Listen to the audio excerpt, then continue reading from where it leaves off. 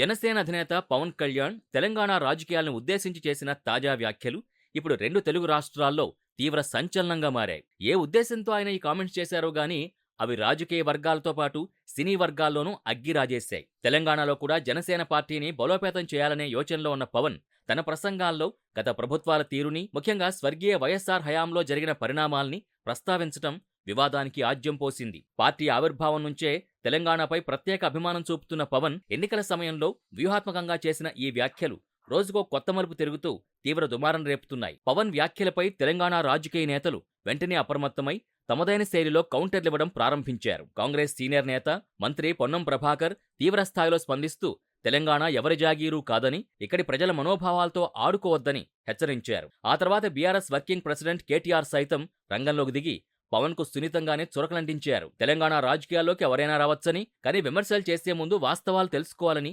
Light గా class పీకారు. ఇక Congress senior నేత, వైఎస్ఆర్ ఆప్త మిత్రుడు కేవీపీ రామచంద్రరావు సైతం వైఎస్ఆర్ పై పవన్ చేసిన వ్యాఖ్యల్ని తీవ్రంగా ఖండిస్తూ ఘాటుగా తిప్పికొట్టారు. ఈ రాజకీయ వివాదం కాస్త నెమ్మదిగా సినీ రంగానికి కూడా పాకింది. సోషల్ మీడియాలో ఎప్పటికప్పుడు సమకాలీన రాజకీయాలపై జస్ట్ ఆస్కింగ్ అంటూ స్పందించే బహుభాషా నటుడు ప్రకాష్ రాజ్ ఈ వ్యవహారంలో ఎంట్రీ ఇచ్చారు. పవన్ కళ్యాణ్ పేరుని ప్రత్యక్షంగా ప్రస్తావించకుండానే ఆయన గత రాజకీయ పొత్తుల్ని టార్గెట్ చేస్తూ వ్యంగ్యాస్త్రాలు సంధించారు. మీరు వస్తామంటే మేమొద్దంటామా? రండి దొరా, కానీ వచ్చే ముందు ఉత్తుత్తినే వస్తున్నారా, పొత్తుతో వస్తున్నారా, సింగిల్ గా వస్తున్నారా చెప్పిరండి అంటూ ఎక్స్ వేదికగా సెటైర్లు వేశారు. ఏపీలో టీడీపీ, బీజేపీలతో పొత్తు పెట్టుకున్న జనసేనాని తెలంగాణలో ఒంటరిగా వస్తారా, లేక ఇక్కడ కూడా పొత్తులతో బరిలోకి దిగుతారా అనే ఉద్దేశంతోనే ప్రకాష్ రాజ్ ఈ కామెంట్స్ చేసినట్టు స్పష్టమవుతోంది. ప్రకాష్ రాజ్ చేసిన ఈ వ్యంగ్య పోస్టు పవన్ కళ్యాణ్ వీరాభిమాని, సినీ నిర్మాత బండ్ల గణేష్ కు తీవ్ర ఆగ్రహం తెప్పించింది. పవన్ ని ఎవరైనా పల్లెత్తు మాటంటే సహించని బండ్ల గణేష్ ప్రకాష్ రాజ్కి అంతే ధీటుగా, అత్యంత ఘాటుగా కౌంటర్ ఇచ్చారు. ఒరేయ్, నీకెందుకురా ప్రతి దాంట్లో వేలు పెట్టడం? అసలు నువ్వెవడివి? తమిళోడివా, తెలుగోడివా, కన్నడోడివా? నీ ఊరేది? నీ కథేంటి? నీ బతుక్కి పని లేకపోతే చూసుకో.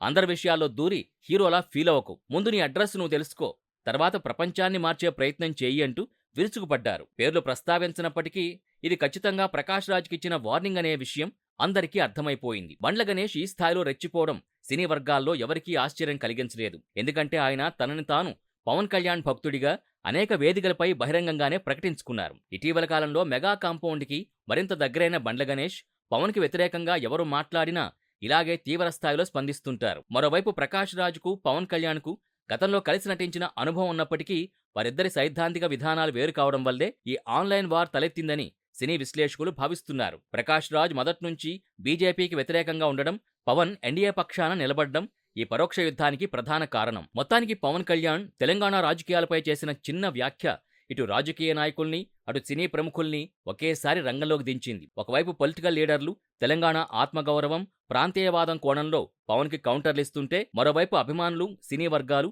సోషల్ మీడియా వేదికగా మాటల యుద్ధానికి దిగుతున్నాయి. ఈ వ్యవహారం రాబోయే రోజుల్లో ఇంకెన్ని మలుపులు తిరుగుతుందో, పవన్ కళ్యాణ్ ఈ విమర్శలపై నేరుగా ఎలా స్పందిస్తారో, ఇంకెవరెవరు ఈ వివాదంలోకి ఎంటర్ అవుతారో అనే ఉత్కంఠ సర్వత్రా నెలకొంది. తెలంగాణలో జనసేన తదుపరి అడుగులు ఎలా ఉండబోతున్నాయనే దానిపై ఈ ఎపిసోడ్ మరింత ఆసక్తిని పెంచుతోంది.